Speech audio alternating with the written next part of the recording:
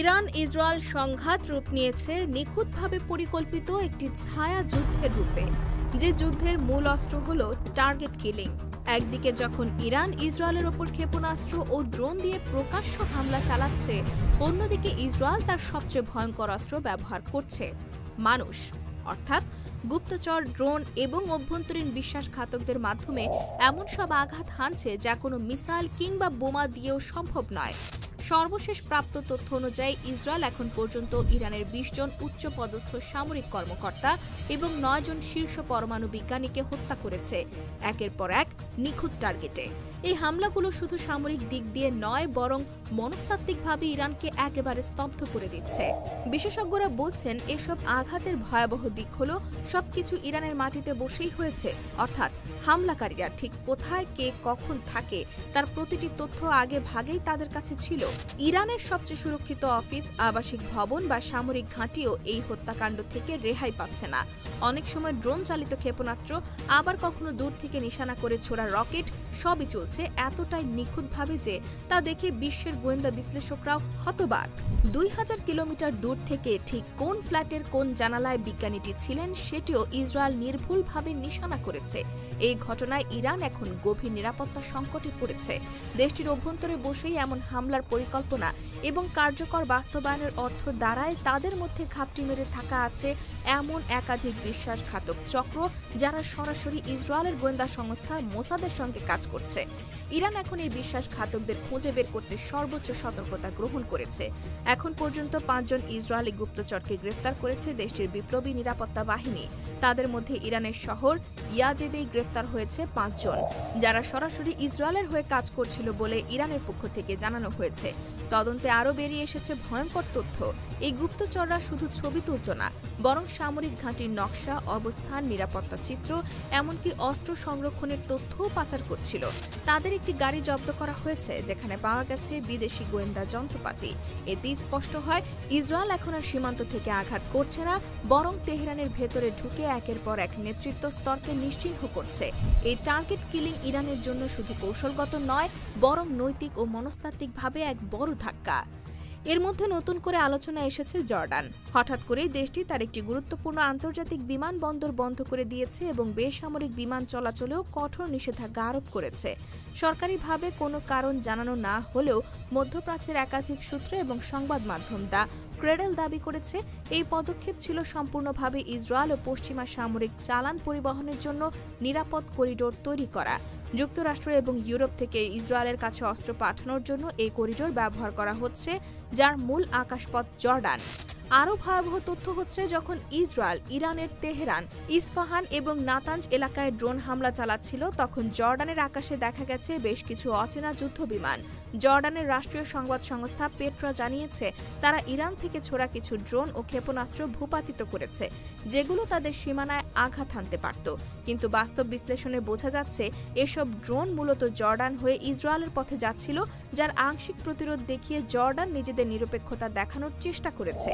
এদিকে মার্কিন think tank centre for a new American সিকিউরিটির বিশ্লেষক জনাথন লর্ড বলেছেন, জর্ডানের এমন ভূমিকা প্রমাণ করে যে দেশটি এখন আর আগের মতো মধ্যপন্থী নেই, বরং তারা এখন যুক্তরাষ্ট্র এবং ইসরায়েলের কৌশলগত জোটের একটি নিঃশব্দ অংশীদার।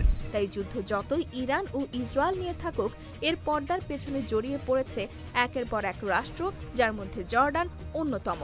এই গুপ্তঘাতক যুদ্ধ যখন তুঙ্গে, তখন খবর এসেছে ইরান এবার পাল্টা ক্ষেপণাস্ত্র ছুড়েছে ইসরায়েলের তেল আবিব মেট্রোপলিটন এলাকায় অবস্থিত বাতিয়াম শহরে। এতে এখন পর্যন্ত ৩৫ জন নিখোঁজ এবং ১০০ জনের বেশি আহত হয়েছে। মৃত্যু হয়েছে অন্তত ৩ জনের, যার মধ্যে একজন ছিল ১০ বছর বয়সী শিশু। পাল্টা হিসেবে ইসরায়েলের বিমান হামলায় ইরানেরও নিহত হয়েছে ৭৮ জন এবং আহত ৩০০রও বেশি মানুষ, যাদের বেশিরভাগই বেসামরিক নাগরিক। এই হিসাব প্রমাণ করে, এই যুদ্ধ আর শুধু সামরিক স্তরে নেই, বরং এটি এখন রক্তক্ষয়ী ছায়া যুদ্ধের রূপ নিয়েছে, যেখানে প্রতিটি মৃত্যু এক একটি রাষ্ট্রীয় চক্রান্তের ইঙ্গিত দেয়। ইসরায়েল ও ইরানের এই সংঘাতকে কেউ কেউ বলছে নতুন ধরনের যুদ্ধ, যেখানে গোলাবারুদ নয়, সিদ্ধান্তমূলক ধ্বংসই হচ্ছে মূল অস্ত্র। ইসরায়েল এখন প্রতিটি পদক্ষেপ নিচ্ছে এক অদৃশ্য যুদ্ধ কৌশল অনুযায়ী, যেখানে তাদের লক্ষ্য ইরানের সামরিক নেতৃত্বকে শূন্যের কোঠায় নামিয়ে আনা। সেনাপ্রধান, পরমাণু বিজ্ঞানী, রেভলিউশনারি গার্ডের র্যাঙ্কিং কমান্ডার, এই সব মুখগুলো ছিল ইরানের প্রতিরক্ষা খুঁটি। ইসরায়েল সেই খুঁটিগুলো এক এক করে তুলে নিচ্ছে এমনভাবে যেন দাবার বোর্ডে প্রতিপক্ষ আর কোনো চাল দেওয়ার জায়গা খুঁজে না পায়। এর মধ্যে শুধু ক্ষেপণাস্ত্র বা ড্রোনের কথা বললে পুরো বিষয়টা বোঝা যায় না, কারণ ইসরায়েল এই অপারেশনগুলো চালাচ্ছে এমন একটি জায়গা থেকে যা তেহরানের জন্য সবচেয়ে অস্বস্তিকর, ইরানের ভেতর থেকেই। ইরানে বসেই যদি ইসরায়েলি কিলিং অপারেশন চালানো যায়, তাহলে প্রশ্ন উঠবে তাদের গোয়েন্দা সংস্থাগুলো কেমন কাজ করছে। সেই প্রশ্নের উত্তর খুঁজতে গিয়ে বেরিয়ে এসেছে এক ভয়ঙ্কর বাস্তবতা। ইরানের সামরিক ও পারমাণবিক খাতের কিছু ভেতরের লোক অর্থ, আদর্শ কিংবা নিরাপত্তার বিনিময়ে মোসাদের হয়ে কাজ করছে। এই বিশ্বাসঘাতকরা ইসরায়েলের কাছে হস্তান্তর করছে গুরুত্বপূর্ণ নকশা, সেনা ঘাঁটির ছবি ও এমনকি যেসব ঘরবাড়িতে শীর্ষ কর্মকর্তারা থাকতেন সেসব ফ্ল্যাটের ফ্লোর প্ল্যান। এসব তথ্য পাওয়ার পর ড্রোন চালিত ক্ষেপণাস্ত্র দিয়ে সুনির্দিষ্ট ঘরে আঘাত করে হত্যা করা হয়েছে ইরানের জাতীয় সম্পদ হিসেবে বিবেচিত অনেক বিজ্ঞানীকে। এই ধাক্কায় ইরান শুধু সামরিকভাবে নয়, মনস্তাত্ত্বিকভাবেও দুর্বল হয়ে পড়েছে। ইরান এখন এই বিশ্বাসঘাতকদের খুঁজে বের করতে শুরু করেছে। এ পর্যন্ত ধরা পড়েছে তাদের মোবাইল ফোন, গোপন ক্যামেরা ও কিছু বিদেশি সরঞ্জাম জব্দ করা হয়েছে, যা স্পষ্ট করে দেয় তারা কোনো সাধারণ গুপ্তচর নয়, বরং একটি পরিকল্পিত আন্তর্জাতিক চক্রের অংশ। তেহরানের সেনা গোয়েন্দা ইউনিট জানিয়েছে এই নেটওয়ার্ক এতটাই বিস্তৃত যে এর গোড়ায় রয়েছে ইসরায়েলি মোসাদ, যুক্তরাষ্ট্রের সিআইএ এবং কিছু ইউরোপীয় গোয়েন্দা সংস্থা। এই চক্র শুধু ইরানের তথ্য পাচারেই নয়, বরং ভেতর থেকে সরকার উৎখাতের ষড়যন্ত্রেও যুক্ত। এই ষড়যন্ত্রের এক নতুন মাত্রা যোগ করেছে জর্ডানের আচরণ। ইসরায়েলের পাশে অবস্থিত এই আরব দেশটি, যাকে একসময় মধ্যপ্রাচ্যের স্নেহপূর্বক নিরপেক্ষ বন্ধু বলা হতো, এখন সেই দেশই অঘোষিতভাবে ইসরায়েলের কৌশলগত সহযোগী হয়ে উঠেছে।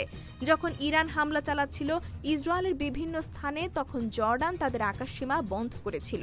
কিন্তু সেই সঙ্গে দেখা গেছে কিছু অচেনা মার্কিন ও ইউরোপীয় সামরিক বিমান এই আকাশপথেই ঢুকছে এবং বের হচ্ছে, যেগুলো সরাসরি ইসরায়েলের অস্ত্র সরবরাহে ব্যবহৃত হয়েছে। জর্ডান নিজে দাবি করেছে তারা ইরান থেকে ছোড়া কিছু ড্রোন ভূপাতিত করেছে যাতে সেগুলো জর্ডানবাসীর ওপর না পড়ে। কিন্তু গোপন সামরিক সূত্র বলছে জর্ডানের এই প্রতিরক্ষা আসলে ছিল ইরানকে এক ধরনের হুঁশিয়ারি দেওয়া, অর্থাৎ এই অঞ্চল আমার নয়, আমার মালিকদের। আরও বড় উদ্বেগের বিষয় হলো জর্ডানের এই ভূমিকা প্রকাশ্য না হলেও এতে যুক্তরাষ্ট্র পুরোপুরি সম্মত ছিল। থিঙ্ক ট্যাঙ্কগুলো এখন স্পষ্ট বলছে জর্ডান আসলে ইসরায়েলের জন্য সেফ রুট তৈরি করেছে, যাতে অস্ত্র, সেনা এবং প্রযুক্তি তেল আবিব পৌঁছায় নির্বিচারে। এই অবস্থায় ইরান যে পাল্টা প্রতিক্রিয়া দেখাবে তা অনুমেয় ছিল, এবং তাই তারা ক্ষেপণাস্ত্র ছুড়েছে তেল আবিবের উপকণ্ঠ বাতিয়ামে, যেখানে প্রাণ হারিয়েছে ৩ জন, নিখোঁজ ৩৫ জন, আহত শতাধিক। এসব ঘটনা প্রমাণ করে ইরান এখনো শুধু ধাক্কা খাচ্ছে না, পাল্টা ঘুঁটিও মারছে। তবে প্রশ্ন হলো এসব প্রতিক্রিয়া যথেষ্ট কিনা।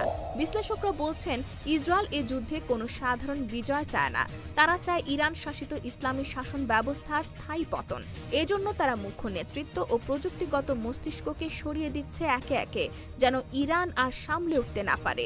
আর যদি এভাবে একাধিক পরমাণু বিজ্ঞানী, সামরিক কর্মকর্তা ও গোপন ইউনিটের প্রধান নিহত হতে থাকেন, তবে ইরানের পরমাণু ও প্রতিরক্ষা কাঠামো একসময় আর কাজ করার মতো সক্ষম থাকবে না।